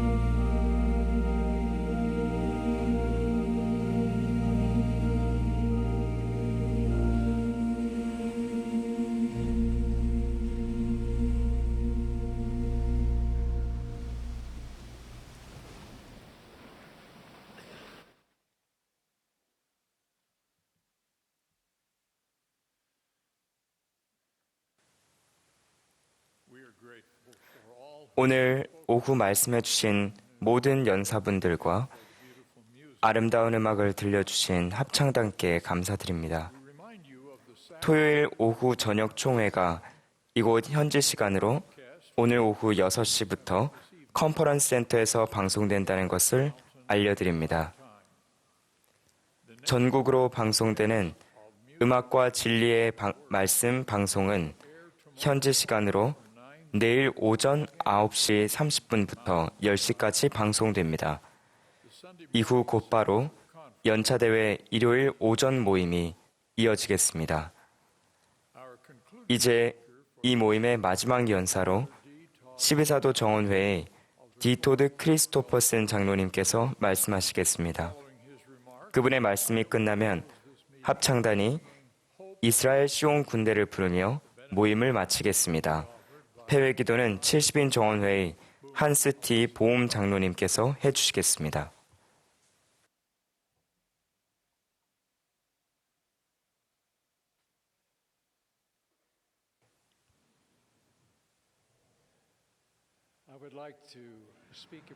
저는 예수 그리스도 후기 성도 교회 안에 속하는 것에 관한 교리에 대해 말씀드리고자 합니다. 이 교리는 다음 3가지 요소를 담고 있습니다. 주님의 성약에 백성이 집합하는 데에 속하는 것의 역할, 소속감에서 느끼는 일에서 봉사와 희생의 중요성, 속하는 일에서 구심점이 되시는 예수 그리스도입니다. 초기 시절에 예수 그리스도 후기 성도 교회는 북미 백인들과 북유럽 성도들을 위주로 비교적 소수의 아메리카 원주민, 아프리카계 미국인, 그리고 태평양 제도민으로 이루어져 있었습니다. 교회 창립 200주년을 8년 앞두고 있는 오늘날, 교회는 북미에서 회원수와 다양성 면에서 크게 성장했으며 그 이외 지역에서는 더욱 큰 성장을 보였습니다. 후기에 주님의 성약의 백성이 집합하리라는 오랜 예언대로 이 교회는 진정 모든 나라와 족속과 방언과 백성 출신의 회원들로 이루어질 것입니다.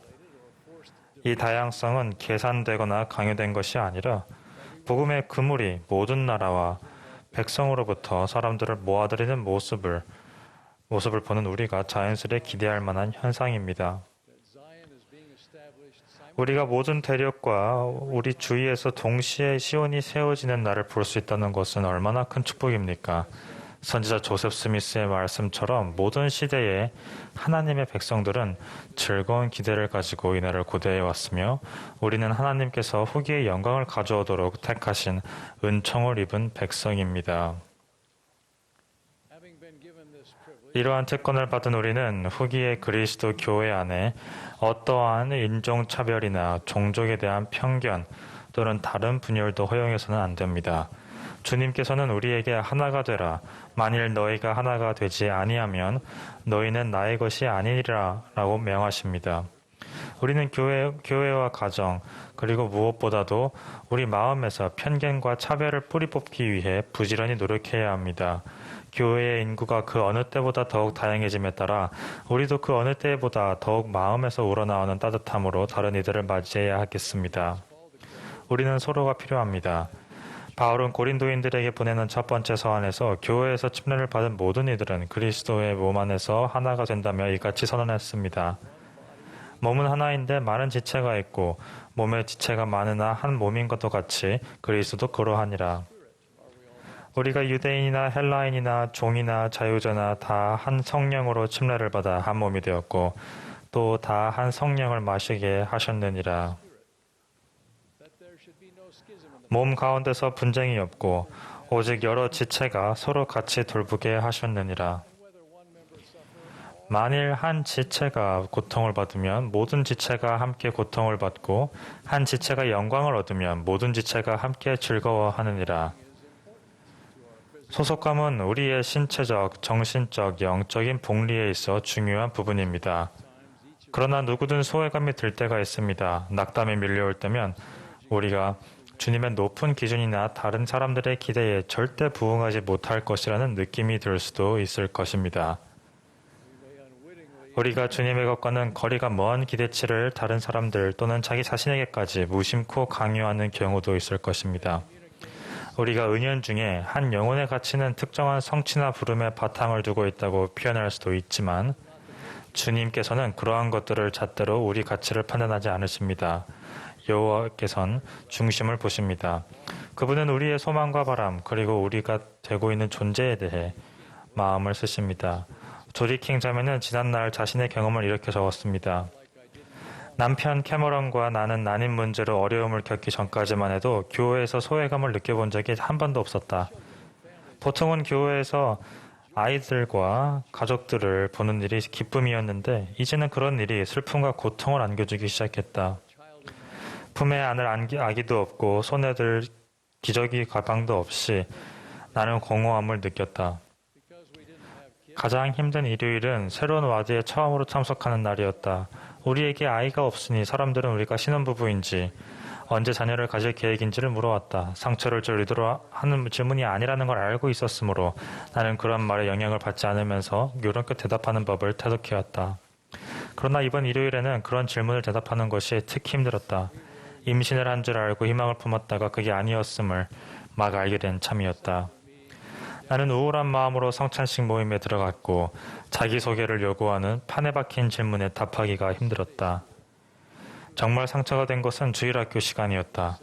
어머니의 신성한 역할을 주제로 한 공과는 급선회하여 어머니로서 힘든 점을 토로하는 시간이 되어갔다.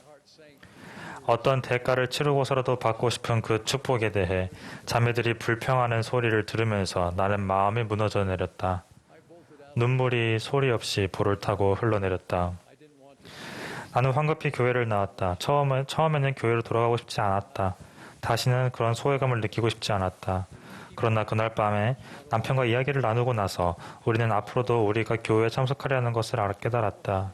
주님께서 우리에게 교회에 계속 참석하라고 명하셨기 때문만은 아니었다. 그것은 우리 둘 다 성약을 새롭게 하고 교회에서 영을 느낄 때 얻게 되는 기쁨이 그날 내가 느꼈던 슬픔보다 더 크다는 것을 알기 때문이다. 사별했거나 이혼했거나 독신인 회원들, 복음을 떠난 가족들을 둔 이들, 만성 질환이나 재정적인 어려움을 겪고 있는 이들, 동성에게 끌리는 회원들, 중독이나 의심을 극복하기 위해 노력하는 회원들, 최근에 개종한 이들, 새로 무이사온 이들, 장성한 자녀들을 떠나보낸 사람들 등등 교회 사람들은 끝없이 이어지는 이런 명당 속에 속해 있다. 구주께서는 우리가 처한 상황에 관계없이 당신께 나아오라고 권유하신다. 우리는 성약을 새롭게 하고 신앙을 키우고 평안을 찾고 주님께서 당신의 삶에서 완벽히 보여주신 것처럼 행동하기 위해 즉 소속감을 느끼지 못하는 이들에게 성약을 베풀기 위해 교회에 간다. 바울은 교회와 교회 회원들은 하나님께서 주신 것이라며 이렇게 설명했습니다. 이는 성도를 온전하게 하여 봉사의 일을 하게 하며 그리스도의 몸을 세우려 함심이라. 우리가 다 하나님의 아들을 믿는 것과 아는 일에 하나가 되어 온전한 사람을 이루어 그리스도의 장성한 분량이 충만한 데까지 이르리니. 그렇다고 하면 누군가가 자신은 삶의 모든 면에서 이상적이지 못하며 하나님께서 우리가 이상을 향해 발전하도록 돕기 위해 제정하신 바로 그 조직 안에서 속하지 못한다고 결론 짓는다는 것은 슬프고 아이러니한 일입니다. 우리 모두 판단은 주님의 손과 그분께서 명하신 이들에게 맡겨두고 사랑을 나누고 최선을 다해 서로를 대하는 데 만족해야 합니다. 가난한 자들과 몸 불편한 자들과 맹인들과 저는 자들을 주님께서 베푸시는 큰 잔치에 데려오기 위한 방법을 매일 우리에게 보여주시기를 그분께 간구합시다.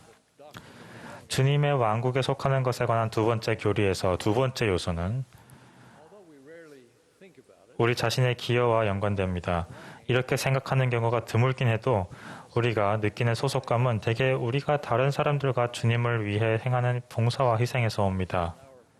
우리의 개인적인 필요사항이나 자기 안위에 지나치게 집중하면 소속감을 느끼는데 방해가 될 수 있습니다. 제가 조금 전에 나누었던 이야기에서 조리 킹 자매가 이야기한 것처럼 슬픔에 대처하는 동안 저는 주변 사람들을 더 잘 관찰하게 되었습니다. 저는 아직도 회중을 훑어봅니다. 하지만 이제는 교회에서 소외감을 느끼며 참석하는 사람을 찾으려 노력합니다. 우리는 구주께서 가르치신 다음 교리를 따르기 위해 노력합니다. 너희 중에 누구든지 크고자 하는 자는 너희를 섬기는 자가 되게 하고 인자가 온 것은 섬김을 받으려 함이 아니라 도리어 섬기려 하고 자기 목숨을 많은 사람의 대속물로 주려 함이니라. 소속감은 우리가 그것을 느낄 때까지 기다릴 때가 아니라 서로 돕기 위해 손을 내밀 때옵니다. 안타깝게도 이 시대에는 대의를 위해 자신을 헌납한다던가 다른 누군가를 위해 무엇이든 희생하는 것이 반문화적인 것으로 되어가고 있습니다. 작년에 대저련 매거진에서 로드 드레어라는 저자는 자신이 부다페스트에서 한 젊은 어머니와 나는 다음과 같은 대화를 들려주었습니다. 나는 부다페스트에서 30대 초반에 크리스티나라는 가명의 친구와 함께 전차를 타고 있었다. 우리는 먼저 떠나보낸 그 남편과 함께 공산주의 국가의 박해를 견뎌낸 노년의 기독교인 여성을 인터뷰하러 가는 길이었다. 덜컹이는 전차를 타고 도시를 지나면서 크리스티나는 아내이자 어린 자녀들의 어머니로서 자신이 겪는 어려움에 대해 또래 친구들에게 진솔하게 얘기하기가 얼마나 힘든지에 대해 말했다. 크리스티나가 겪는 어려움은 엄마와 아내가 되는 법을 배우고 있는 젊은 여성에게 지극히 흔한 것이었다. 하지만 그녀 세대는 전반적으로 인생의 어려움은 사람의 복리에 위협이 되기 때문에 그것을 거부해야 한다는 태도를 보였다. 그녀가 남편과 때로 언쟁을 한다면 그들은 그녀가 남편을 떠나야 한다고 말했다. 자녀들이 그녀를 귀찮게 한다면 그들을 보육시설에 보내야만 한다고 말한다. 크리스티나는 시련 그리고 고통조차도 삶의 정상적인 일부이고 또 그 고통이 우리에게 인내하고 친절해지고 사랑하는 방법을 가르쳐줄 수 있기에 오히려 좋은 삶의 일부가 될 수 있다는 것을 자신의 친구들이 이해하지 못한다고 걱정한다. 노트르담 대학교의 종교사회학자 크리스천 스미스는 18세에서 23세 성인들을 대상으로 한 자신의 연구에서 그들은 대개 사회는 그저 인생을 즐기는 것에 유일한 목적을 둔 자율적인 개인들의 집합체라고 할 뿐 이렇게만 믿고 있다는 것을 사실을 발견했다. 이러한 철학에 따르면 한 개인이 어렵다고 느끼는 것은 무엇이든 일종의 반대 세력이다. 반면에 우리의 개척자 선조들은 선교 사업을 하고 성전을 짓고 적재자들의 강압으로 안락한 집을 버리고 떠나 다시 시작하며 자기 자신과 재산을 시온이라는 대업을 위해 수많은 방법으로 헌납하기 위해 희생함으로써 깊은 소속감과 단합과 희망을 얻었습니다. 그들은 필요하다면 자신의 목숨까지도 기꺼이 희생했습니다. 우리 모두는 그들이 보인 인내의 수혜자들입니다. 오늘날 침례를 받았다는 이유로 가족 및 친구와 멀어지거나 취업 기회를 잃거나 차별이나 무시로 고통받는 많은 분들도 마찬가지입니다. 하지만 그들의 성약의 백성 사이에서 느끼는 강한 소속감을 보상으로 얻게 됩니다. 주님의 대업에서 우리가 치르는 모든 희생은 자기 목숨을 수많은 사람의 대속물로 주신 그분과 함께할 자리를 얻는 데 도움이 될 것입니다. 속하는 것에 관한 교리에서 마지막이자 가장 중요한 요소는 예수 그리스도의 중심적인 역할입니다. 교회에 들어올 때 우정이 중요할 수 있지만 그것이 유일한 목적은 아닙니다. 우리는 예수 그리스도의 사랑과 은혜를 통해 구속받으려고 교회에 들어옵니다. 또 우리 자신과 휘장 양편에 있는 사랑하는 이들을 위해 구원과 승영의 의식을 받고 주님의 재림에 대한 준비로서 시온을 건설하려는 위대한 사업에 참여하려고 교회에 들어옵니다. 이 교회는 거룩한 신권의 의식을 통해 하나님께서 우리에게 베풀어 주시는 구원과 승역의 성약을 지키는 관리자입니다. 이러한 성약을 지킴으로써 우리는 가장 높고도 깊은 소속감을 얻게 됩니다. 러셀 넬슨 회장님은 최근에 이렇게 말씀하셨습니다. 여러분과 제가 하나님과 성약을 맺고 나면 그분과 우리의 관계는 성약을 맺기 이전보다 훨씬 더 가까워집니다. 이제 우리는 함께 결속됩니다. 그분께서는 우리를 돕고자 노력하실 때 절대 지치지 않으실 것이며 우리도 우리를 향한 그분의 자비로운 인내심이 결코 소진되게 하지 않을 것입니다. 하나님께서는 우리 한 사람 한 사람을 특별하게 여기십니다. 예수 그리스도께서는 그러한 성약의 보증인이십니다.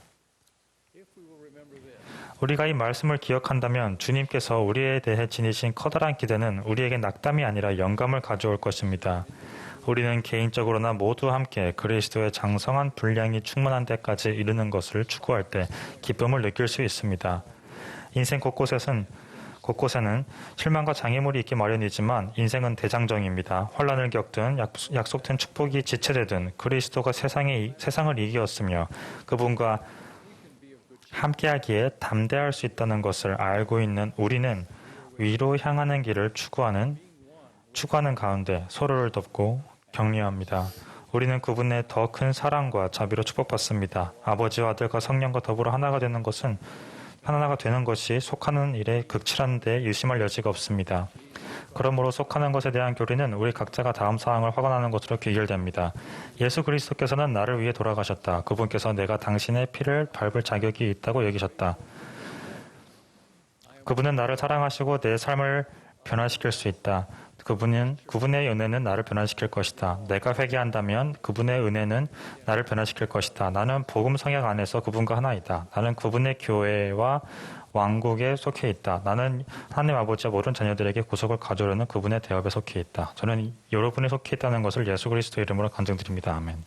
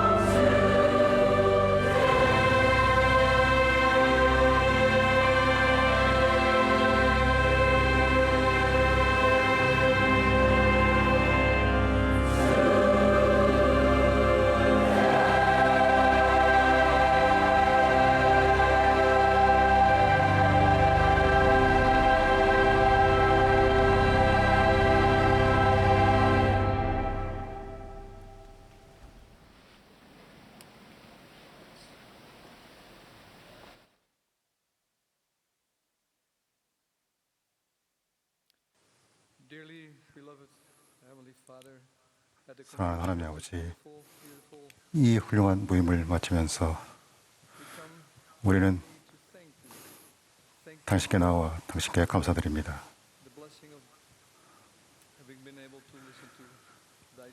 우리가 당신의 종들의 말씀을 들을 수 있는 기회를 가졌음을 감사드립니다.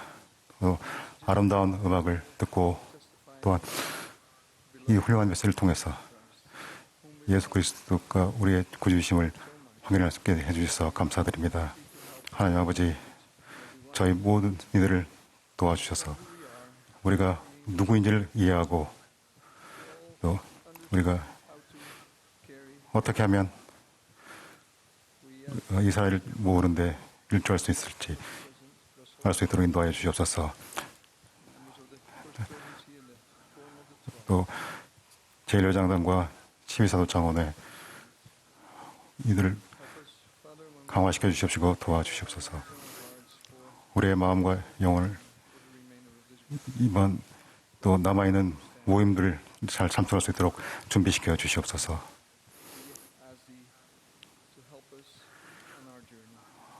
우리가 우리의 여정에서 우리에게 도움을 주시길 간구드리오며 이 모든 말씀 예수 그리스도 이름으로 기도합니다. 아멘.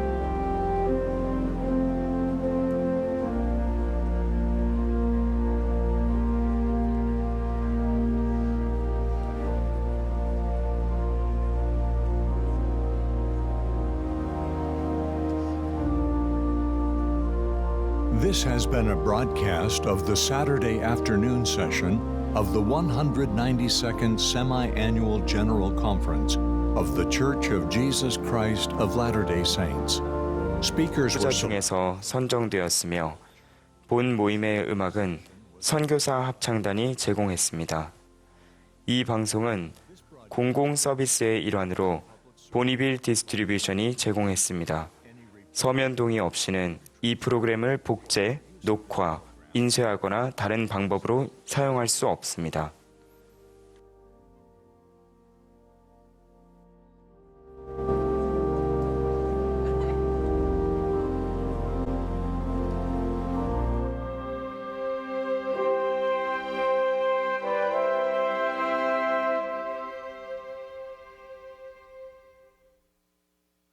Hello, and thank you for joining millions of people around the world.